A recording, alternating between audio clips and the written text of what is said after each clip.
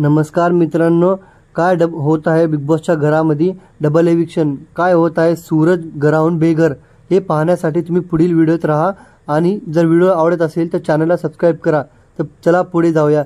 तर बेसिकली या एपिसोडमध्ये असं दाखवलं आहे की सगळे घरचे कंटेस्टंट मिळून सूरजला टार्गेट करत आहेत, कारण सगळ्यांना माहित आहे सूरजची फॅन फॉलोइंग आता खूप वाढली आहे आणि प्रेक्षकांना हा सूरजचा गेम खूपच आवडत आहे। त्याचं कारण असं आहे की कोणत्याही टास्कमध्ये सूरजचा प्रदर्शन आणि त्याचा भोळापण हा जेन्युइनली आहे, म्हणजेच की नियमितपणे आणि श्रेष्ठपणे तो खेळतो आणि परफॉर्म करतो। तर मित्रांनो, ते कहावत आहे ना, म्हणतात की सगळे बोट सारखेच नसतात, त्याचप्रमाणे सूरज हा आपला सगळ्यापेक्षा अलग आहे आणि सगळे बोट अलग आहेत, सगळे कंटेस्टंट अलग आहेत। तुम्हाला वोटिंग लाईन पुढे दिसत असेल तर की सगळ्यात टॉपच्या लेनवर सूरज चव्हाण आपला आहे, जे की फुल्ली सेफ आहे। त्याचबरोबर दुसऱ्या नंबरवर जे आहे त्यांचं नाव धनंजय आणि तिसऱ्यावर अंकिता, चौथ्या नंबरवर पंढरीनाथ, पाचव्या नंबरवर अभिजित आणि सहाव्या नंबरवर निक्की, सातव्या नंबरवर जान्हवी, आठव्या नंबरवर वर्षाताई।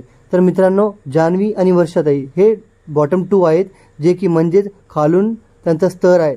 तर वोटिंग लाईननुसार जान्हवी आणि वर्षाताई या दोघांचा प्रदर्शन खूप कमी आहे आणि वोटिंग सुद्धा प्रेक्षकांनी यांना कमी केली आहे। तर निश्चितच जान्हवी आणि वर्षाताई या दोघांचं एविक्शन फिक्स्ड आहे, म्हणजे हे दोघं घराहून बेघर होतील। सगळ्यात महत्त्वाची सूचना म्हणजे आपला सूरज दादा वाचला आहे आणि फुल्ली वोटिंग लाईननं ते सगळ्यात पुढे आहे आणि विनर तर कन्फर्मच सूरज बनेल। हा माझी इच्छा आहे आणि सर्व महाराष्ट्राची सुद्धा इच्छा असेल आणि तुमची सुद्धा इच्छा असेल।